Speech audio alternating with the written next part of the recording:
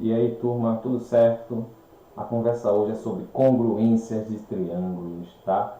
Mas antes de a gente entrar aqui nos critérios de congruência, eu queria brincar com vocês aqui no GeoGebra e mostrar como funciona, o que é a congruência e quais são as consequências disso, beleza? Então, veja, vamos partir do ponto que esses dois triângulos são iguais, estão apenas em posições diferentes. Isso é o que caracteriza a congruência, são triângulos iguais, tá? Iguais em medidas de ângulos e medidas de lado. Tem as mesmas medidas de ângulo e de lado. Então, quando isso acontece, a gente diz que os dois triângulos são congruentes, beleza? Uma igualdade, tá? Então, vê algumas consequências interessantes da congruência. Por exemplo, se eu colo aqui os vértices que correspondem, o vértice A com o vértice A', por exemplo, eu tenho que esse ângulo igual a esse. Mas ângulos opostos pelo mesmo vértice são os ângulos OPV, que só acontecem quando a gente tem retas que cruzam de um lado ao outro, ou seja, essa reta aqui está certamente alinhada com essa e essa aqui com essa, beleza? Consequência disso é que, como esse ângulo aqui é igual a esse, esses ângulos são alternos internos, então esse lado é paralelo desse, beleza? Então, se eu junto dois triângulos iguais, com dois vértices consecutivos iguais, o que acontece é isso, os lados opostos vão ser paralelos. Se a gente pegar esses dois triângulos agora e juntar lado com lado, olha o que acontece. Eu tenho que esse ângulo é igual a esse, tá? Esse lado é igual a esse lado é igual a esse. E esse ângulo é igual a esse. Então, isso são características de quê? De um paralelogramo. Então, dois triângulos congruentes, quando a gente junta os lados correspondentes, a gente forma um paralelogramo. Seja a posição que você colocar, isso vai acontecer. Ó. Por exemplo, pegar esse lado aqui e colar aqui do outro ladinho aqui em cima. O que acontece? Novamente, ângulos opostos iguais, lados opostos iguais, então formou novamente um paralelogramo. Então isso é uma curiosidade interessante aí das congruências, tá? A gente voltando aqui agora para a nossa sequência, o que acontece agora é o seguinte, definindo, né? O que seria a congruência de triângulos?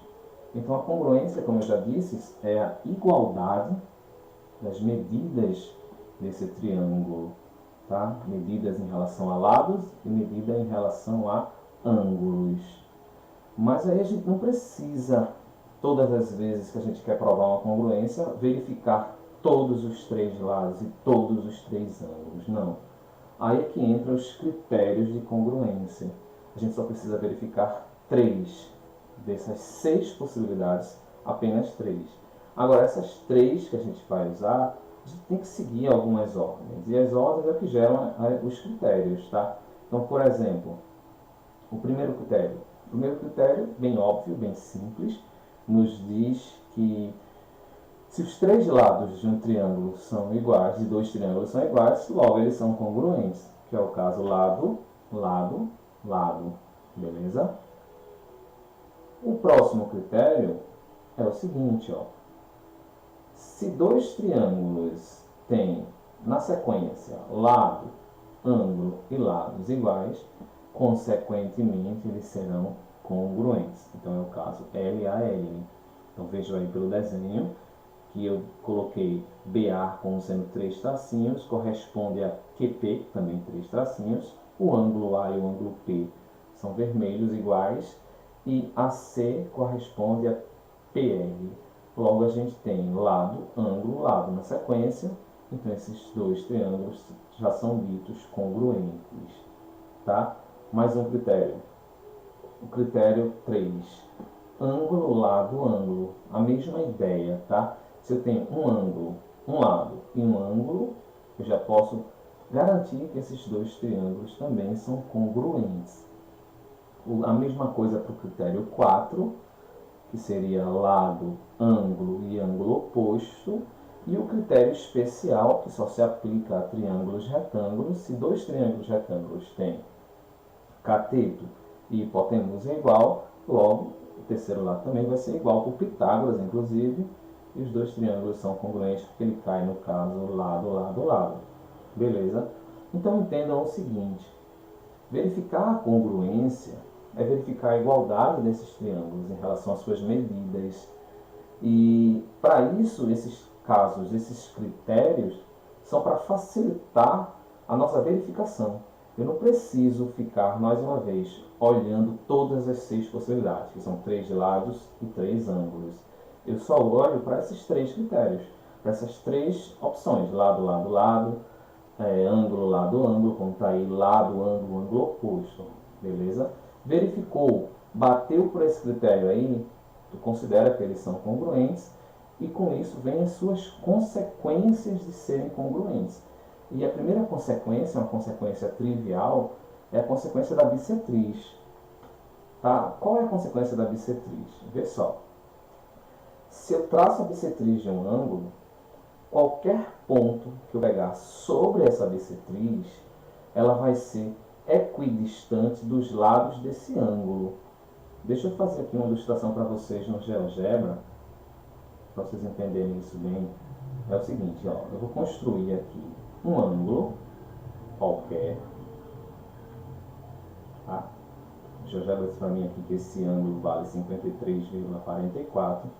Vou fazer aqui as laterais desse ângulo com semi-retas, beleza? E vou pedir que o GeoGebra construa para mim a bissetriz desse ângulo. Tá aqui, ó, bissetriz. Então a bissetriz é um lugar geométrico, certo? Dos pontos equidistantes do lado do ângulo. É isso que essa consequência trivial nos diz. Nos diz o seguinte: se eu marcar um ponto aqui, esse ponto está à mesma distância desse lado do ângulo e deste lado do ângulo. Beleza? Vamos verificar se isso é verdade mesmo. Vou construir uma perpendicular. Por que perpendicular? Porque tem que ser um ângulo reto para ser a menor distância, né? Então, quando eu faço a perpendicular, eu garanto que esse ângulo é reto, logo essa é a menor distância. Então, eu vou marcar aqui a interseção e vou descartar essa perpendicular.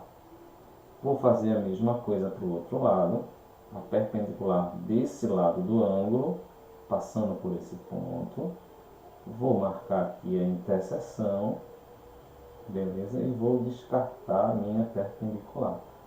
E para ficar visualmente mais claro, eu vou construir segmentos. Um segmento aqui e o outro segmento aqui. Então, o que é que essa consequência está nos dizendo?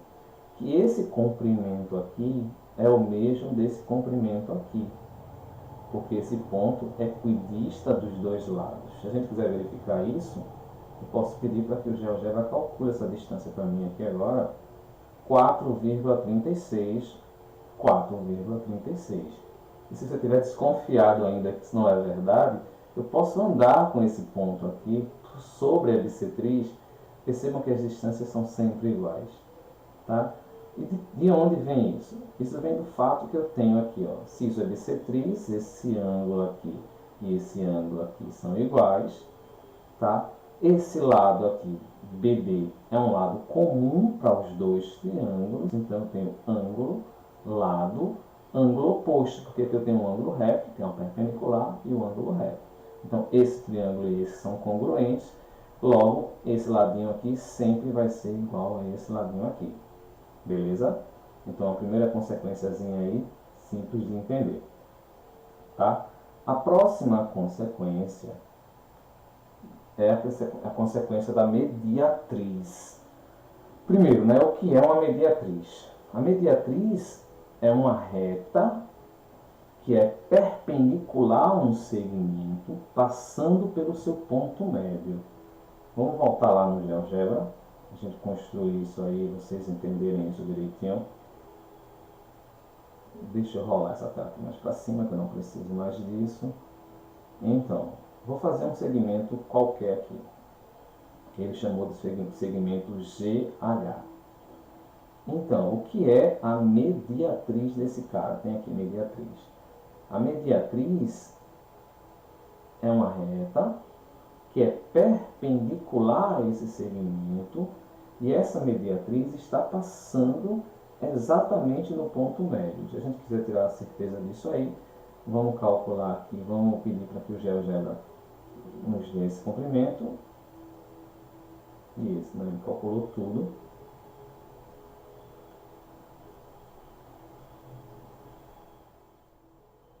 Então eu quero que ele me dê agora a medida desse segmento aqui. 4,32, que é exatamente metade dele todo, que é 8,64. Beleza? E a consequência que ele fala lá no livro sobre pontos na mediatriz é que qualquer ponto que eu colocar sobre a mediatriz, esse ponto vai equidistar desse vértice e desse vértice. Beleza? Então, esse cara é certamente igual a esse. É óbvio também de provar isso por congruência, porque a gente tem ângulo reto, por ser uma perpendicular, ponto médio, então divide ao meio, lado comum. Então, lado, ângulo, lado. Certo? Entendido? Continuando agora aqui com as nossas propriedades de congruência, essa também é interessante, que é a base média de um triângulo. A base média de um triângulo é essa distância entre os pontos médios de dois lados de um triângulo. Então tem o triângulo ABC, tá? M é o ponto médio de AB, N é o ponto médio de AC, e o segmento MN é chamado de base média em relação à base BC, tá bom? E qual é a propriedade que está por trás disso aí? Vamos voltar lá no GeoGebra mais uma vez, tá? E tentar entender como funciona essa base média. Então primeiro eu vou construir um triângulo qualquer aqui, tá? Vou pedir que o GeoGebra marque para mim o ponto médio desse lado e desse lado, e vou fazer o segmento que liga esses dois pontos médios. Tá? E a gente quer provar qual é a relação entre esse segmento, chamado de base média, e a base do triângulo aqui embaixo. Para isso, eu vou usar aquela propriedade lá de juntar outro triângulo congruente ao triângulo todo e formar um paralelogramo. Tá? Beleza? Então, eu vou fazer uma reta paralela, que passa paralela a esse lado, passando por esse vértice, paralela a esse lado, passando por esse vértice. Quando eu faço isso, olhando para essa figura aqui, ó, eu tenho um paralelogramo. Então eu vou prolongar isso aqui, esse ladinho aqui, ó. Então eu queria que vocês agora prestassem bem atenção nesse triângulo aqui, no triângulo, esse triângulo com esse aqui. Qual é a relação entre esses dois triângulos?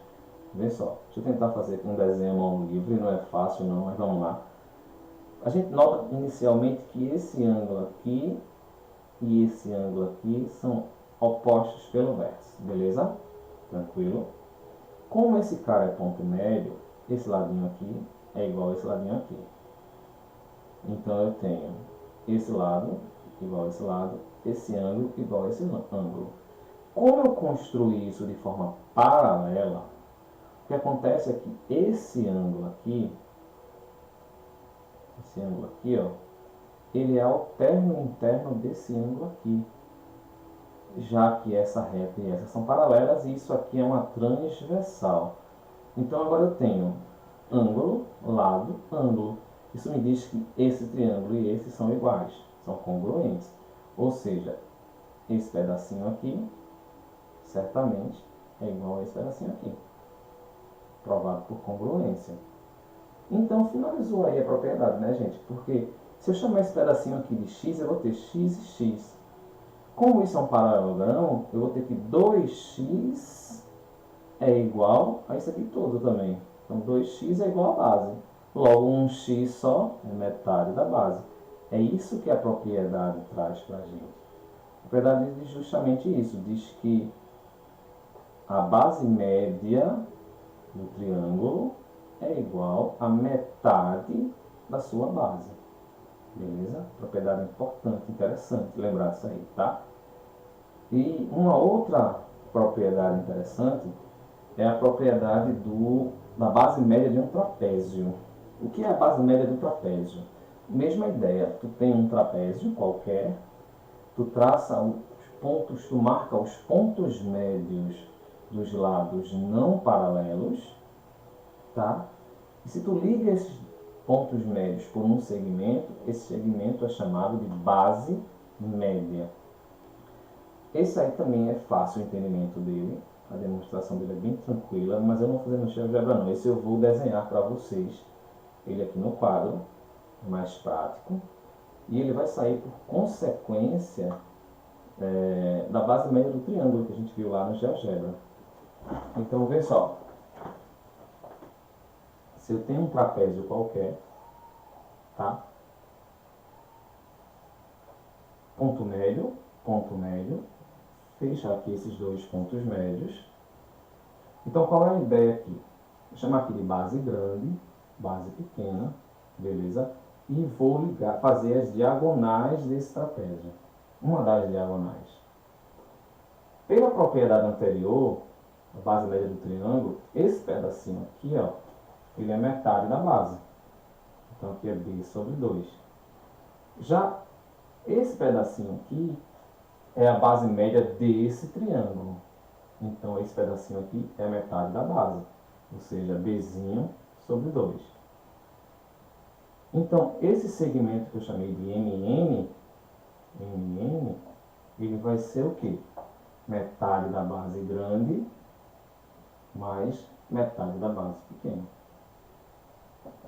Frações com o mesmo denominador, posso fazer um só, tá? E dizer que é B mais B. Então, essa formulazinha que está aí no livro sai dessa consequência da base média de um triângulo, que é a base média do trapézio, é a média das bases. Beleza? Vamos continuar aqui.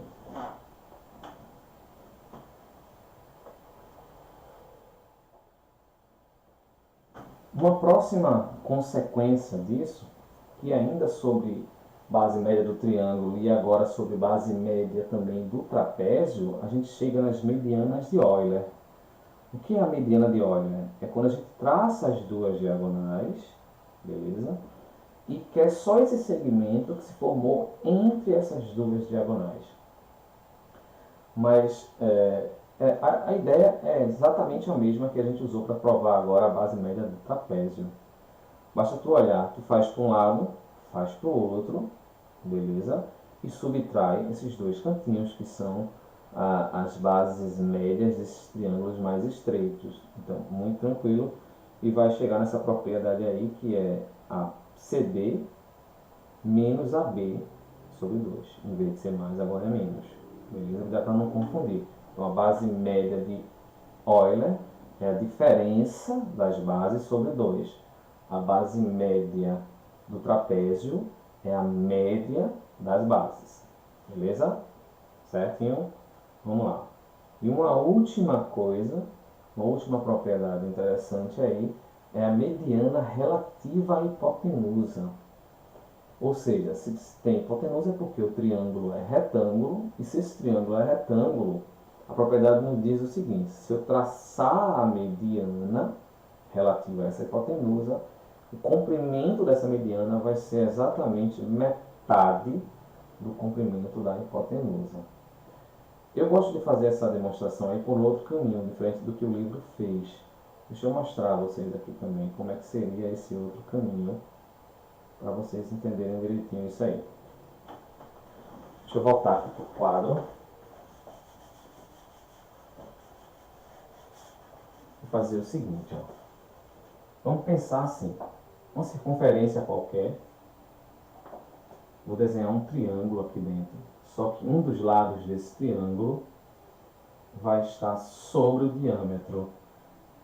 Uma primeira coisa que isso já me garante é que esse ângulo aqui é reto. Por que esse ângulo é reto? Porque isso é um ângulo inscrito. Esse arco aqui equivale a 180 graus, que é meia circunferência. E a gente sabe que o ângulo escrito é metade do arco. Então, se aqui é 180, aqui certamente é 90. Beleza? E como isso está sobre o diâmetro, aqui é o ponto central, aqui é raio, ou seja, aqui também é um ponto médio. Se isso é o ponto médio, quando eu fizer aqui, ó, a mediana relativa à hipotenusa, isso também vai ser um raio. Então eu tenho raio, raio e raio. Então é isso que essa propriedade me diz. Que se o triângulo for retângulo, se eu traçar a mediana relativa à hipotenusa, essa mediana vai medir exatamente metade da hipotenusa. Beleza? E nesse caso aqui a hipotenusa seria o diâmetro, 2 raios, a mediana seria um raio só. Tá bom? Então essa aí é a última consequência interessante das congruências. Tá? E congruência não tem muita dificuldade não, gente. A questão é mais interpretar as questões. Deixa eu fechar aqui a câmera. E o que vale agora é a gente tentar fazer exercícios e ter isso na cabeça, que congruência está ligado à igualdade, tá? Então a gente precisa memorizar esses critérios para facilitar a demonstração que dois triângulos são congruentes, e eles sendo congruentes eu posso arcar com as consequências das congruências, que é isso que a gente viu aí. A base média do triângulo, do trapézio, a mediana de Euler, ou a mediana relativa à hipotenusa. Beleza? Abraço a todos.